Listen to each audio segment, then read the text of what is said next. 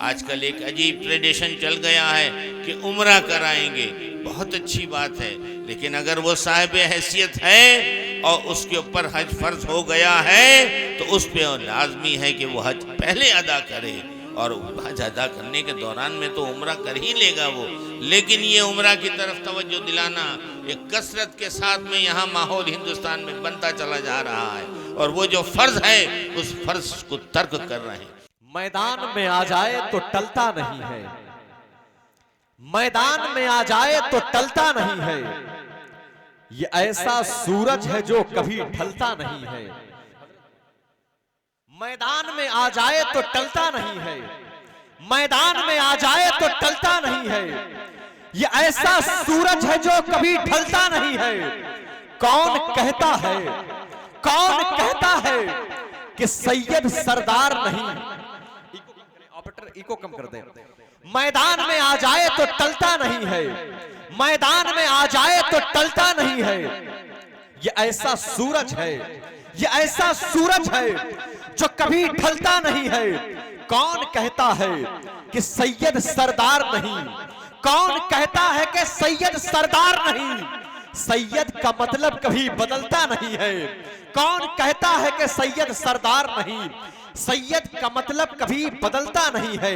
और खरीदारों से कह दो, खरीदारों से कह दो कीमत न लगाएं, खरीदारों से कह दो कीमत न लगाएं। खूने अली बहता है बिकता नहीं है। खरीदारों से कह दो कीमत न लगाएं, खरीदारों से कह दो कीमत न लगाएं। खूने अली, खूने अली बहता है बिकता नहीं है। खूने अली बहता है बिकता नहीं है। हाजरीन, एक अजीम जात को आवाज देना है। बस सुल्तानुल हिंद की बारगाह में 4 मिसरे, उसके बाद में इंशाल्लाह औलादे रसूल को आवाज दूंगा। जरा एक बार कह दें लब्बैक या गरीब नवाज, ऊंची बोले, दिल से बोले लब्बैक या गरीब नवाज। ख्वाजा दयारे हिंद में सूफी समाज चलता है।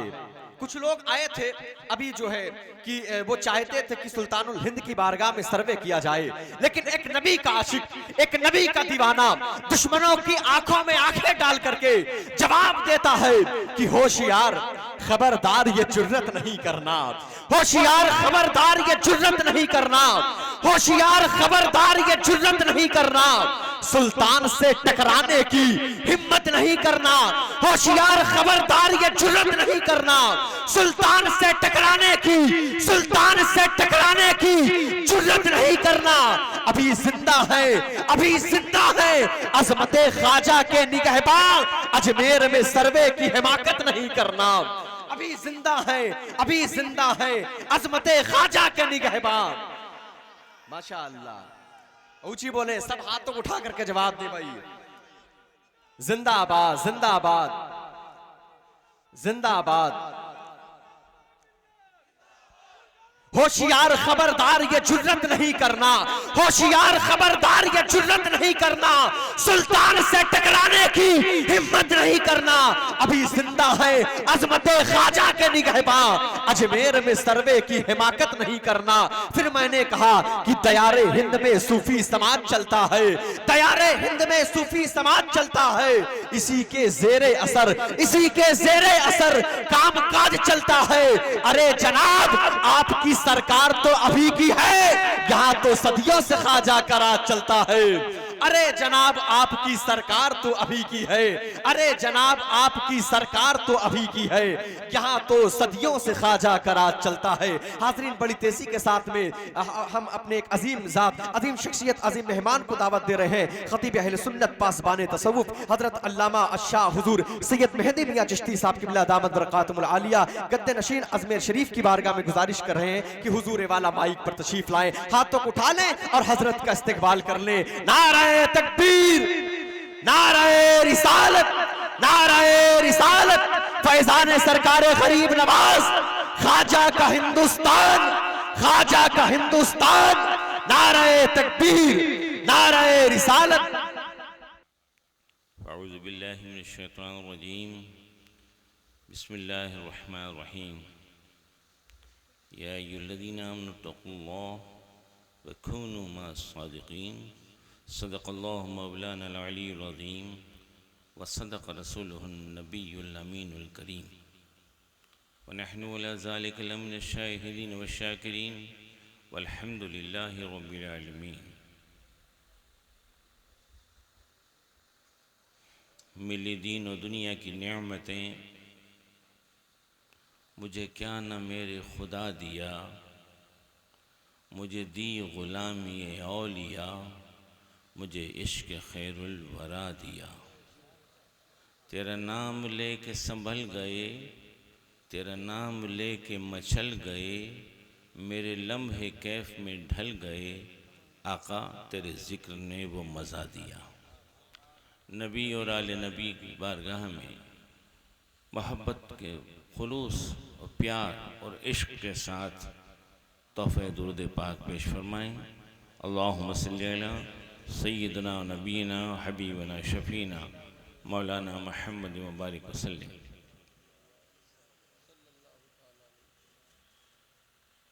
तहदीस नेमत के लिए ये बात मुझे आप तक पहुंचानी ज़रूरी है कि अल्हम्दुलिल्लाह जितने भी हाज़रीन हैं यहाँ मौजूद, बिहम्दिल्लाह इस आस्ताने से वाबिस्ता हैं और इस आस्ताने से फ़ुयूज़ व बरक़ात हासिल कर रहे हैं और इंशाअल्लाह इनकी नस्लें भी इसी तरह से बारगाह से फ़ुयूज़ व बरक़ात हासिल करती रहेंगी। ख़ुसूसी तौर पर मैंने एक चीज़ महसूस की, अभी इस मर्तबा में हाज़िर हुआ हूँ दूसरी बार, कि इस खानकाह का नज़्म व नस्क़, यहाँ के मुरीदों का अंदाज़ बिहम्दिल्लाह बहुत ही अदब वाला है, बहुत ही मुअद्दब हैं। और ये अदब की नेमत आप लोगों को जो मिली है, मैं तो अभी देख रहा हूँ आप लोगों को, आपके बाप दादा को तो ना देख सका, लेकिन ये आपके बाप दादाओं की वो कौन सी अदा थी जो साहिब आस्तान ने पसंद फरमा ली और आप लोगों के अंदर भी वो नेमत अता फरमा दी। मुर्शिद बहुत होते हैं और होते रहेंगे, लेकिन वो मुर्शिद जो मुखलिस हो, जो प्यार करता हो, मुरीदों की रुश्द व हिदायत का उसका मकसद अव्वल हो, तो यकीनन उनमें ये बात पैदा होती है कि वो मुरीदों को अपना मुरीद ही नहीं समझता है, बल्कि मुरीदों को सही मानों में एक सही सच्चा पीर अपना बेटा समझता है। और बेटे की परवरिश एक बाप बड़े प्यारे अंदाज से करता है। अब चाहे बेटे को उसका एहसास हो या एहसास ना हो, लेकिन बाप अपनी शफ़क़तों से अपने बेटों को संवारता है, निखारता है, बनाता है और उसको कामयाब करके वो देख के खुश होता है।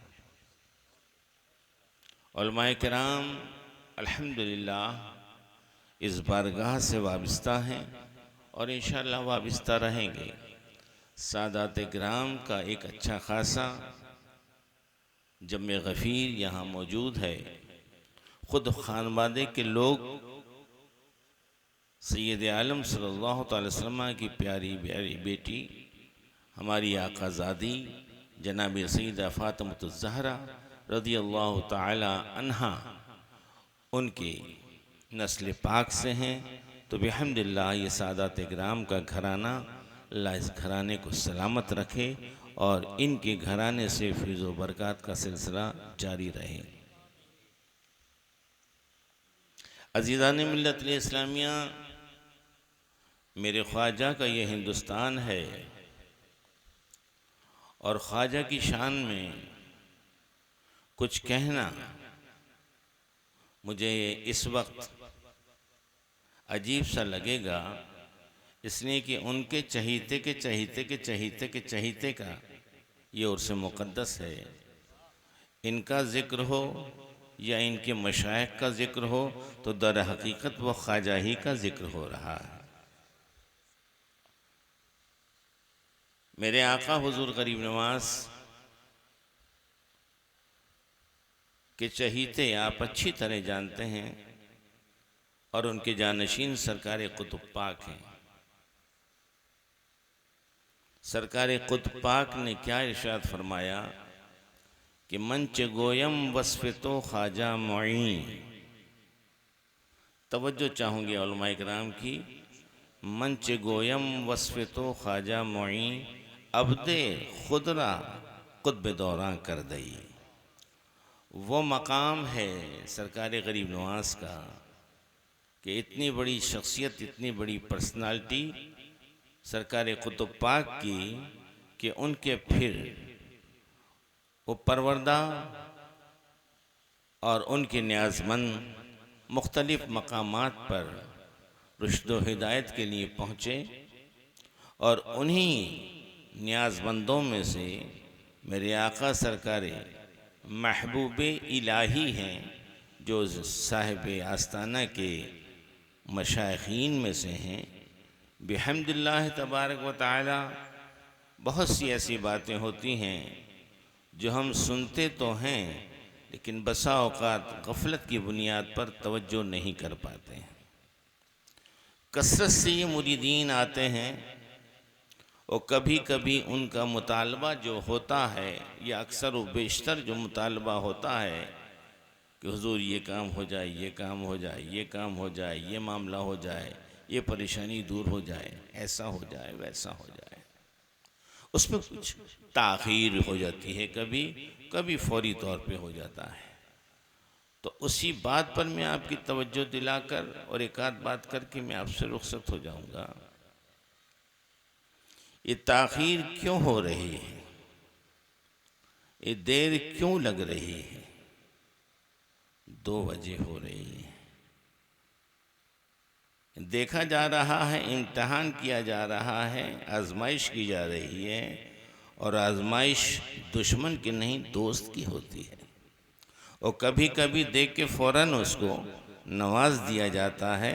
उसके लिए हम थोड़ी सी आगे की तारीख़ जब हम देखते हैं कि हुजूर सैयदना महबूब इलाही रज़ियल्लाहु ताला अन्हु की बारगाह में एक ज़रूरतमंद हाजिर होता है, अर्ज़ करता है हुजूर मेरी बच्ची की शादी है, इंतज़ाम कुछ नहीं है, कुछ अता फरमा दें।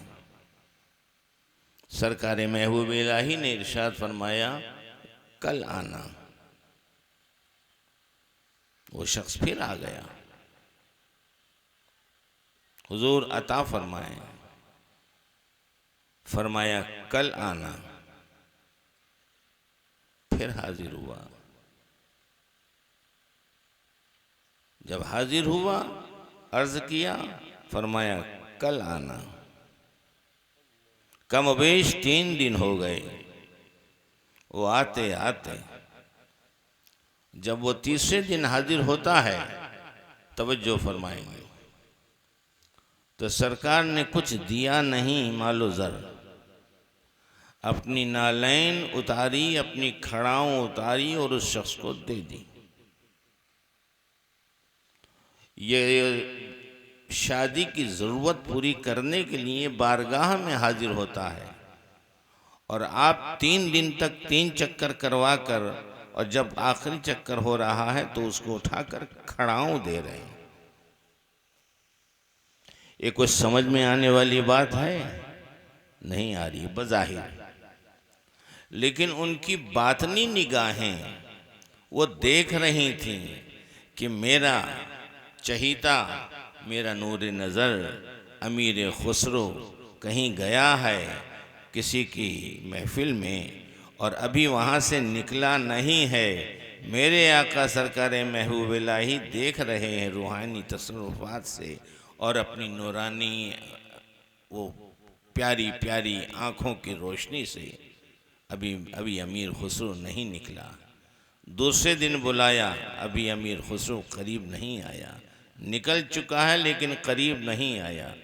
तीसरे दिन जब बुलाया तो सरकार महबूब इलाही ने देखा कि खानकाह के गयासपुर नाम है सरकार का, जहाँ मज़ार शरीफ है उस खानकाह का नाम गयासपुर है, करीब है और रहा है। वो शख्स इधर से बड़ा मायूसी के आलम में, लेकिन उसने बेअदबी नहीं की, उस अदब उसने उसको रख लिया, कुछ कहा नहीं, दिया, अता किया, ले लिया, रख लिया।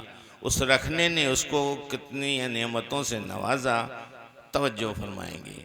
उधर हज़रत अमीर खुसरो आगे आ रहे हैं, इधर आगे आ रहे हैं, मेरे शेख के यहाँ आ रहे हैं। हज़रत अमीर खुसरो चलते चले आ रहे हैं, सवारी पर आ रहे हैं। इधर वो शख्स खरा मखरा पैदल चल रहा है।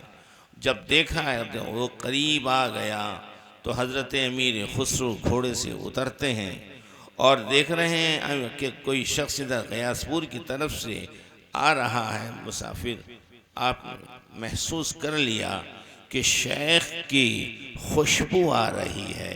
हज़रत अमीर खुसरो उस सवारी से उतरकर अब उस शख्स के करीब जाते हैं और करीब और जाते हैं और करीब जाते हैं, दरियाफ्त करते हैं कि कहाँ से आ रहे हो। कहा मैं गयासपुर से आ रहा हूँ। कहा अच्छा तुम गयासपुर से आ रहे हो, तो क्या बात है, क्या मेरे शेख से मुलाकात हुई? कहा हाँ मैं गया था मेरी बच्ची की शादी की ज़रूरत लेकर, लेकिन उन्होंने ये मुझको दे दी। जैसे ही हज़रत अमीर खुसरो ने उस खड़ाओं को देखा बस खुशियों से झूम उठे। कहा ये कि मुझे तुम दे दो, मेरे पास जो भी कुछ माल ज़र है इसको तुम ले लो। बस क्या कहना था हज़रत अमीर की खुशियों का। हज़रत अमीर खुसरो ने खुशियों में झूम झूम कर उस खड़ाओं को अपने सर पे रखा। वो बादशाह के यहाँ से लौटकर इनाम व इकराम लेकर आ रहे थे और उसने सब कुछ दे दिया। हज़रत अमीर खुसरो सरकार महबूब पाक की बारगाह में हाजिर होते हैं और हाजिर हो गए हैं। हज़रत महबूब पाक देख रहे हैं अमीर खुसरो आ रहा है, अमीर खुसरो आ रहा है, करीब आ रहा है।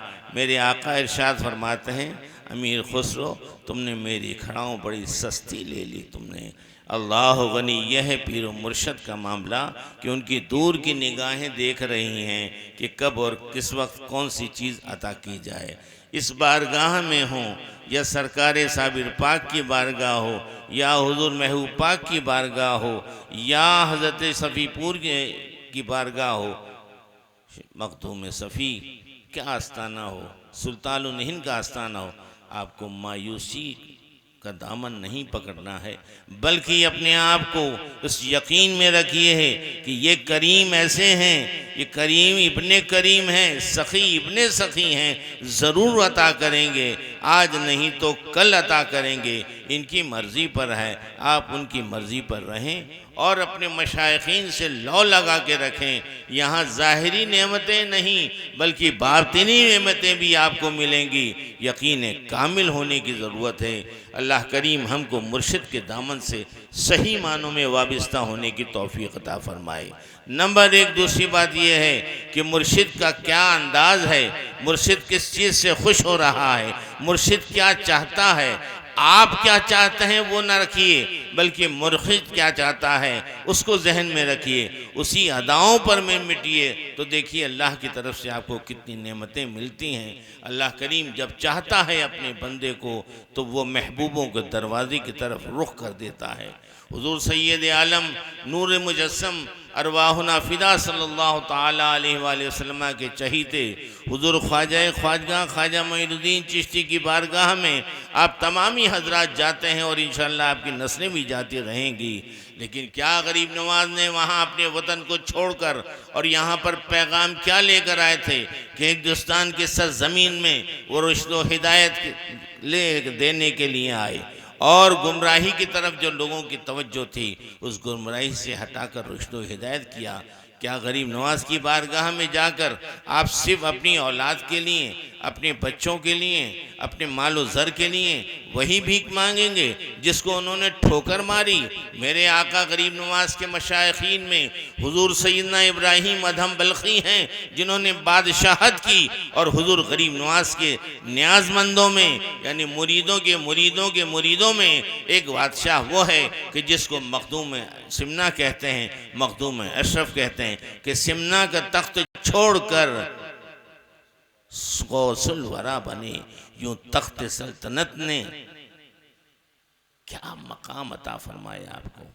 मेरे अजीज, इन सरकारों से ये दुनियावी चीजें जो आप मांग रहे हैं यकीनन आपको मिल जाएंगी, लेकिन उक़बा की मांगने की पहली फिक्र कीजिए, आखिरत की पहली फिक्र कीजिए। अपने आप को संभालिए कि इन्होंने किस चीज़ की तरफ तवज्जो दिलाई। आपके बातिन को सुधारने के लिए, आपके कल्ब को सुधारने के लिए, आपके अंदर, हमारे अंदर जो एक नफ्स है और नफ्स अम्मारा जो है, उस अम्मारा को ख़त्म कीजिए और नफ्स मुतमइन्ना की तरफ आप राग़िब होइए। अल्लाह के रसूल कि सच्ची मोहब्बत दिलों में कायम कीजिए तो यकीनन आपकी ज़िंदगी कामयाब व कामरा होगी। मेरे अजीज़ दोस्तों, वो बच्चे कि जिनके वालिदैन आज हयात हैं वो खुशनसीब हैं। मैं पूछना चाहता हूँ उन बच्चों से कि क्या वो अपने वालिदैन की तकरीम व ताज़ीम करते हैं? क्या वो अपने वालिदैन से दुआएं कराते हैं? यकीनन पीर व मुर्शिद की दुआ तो वो एक रंग लेकर आती है, एक निखार लेकर आती है, एक अजीब कैफियत लेकर आती है।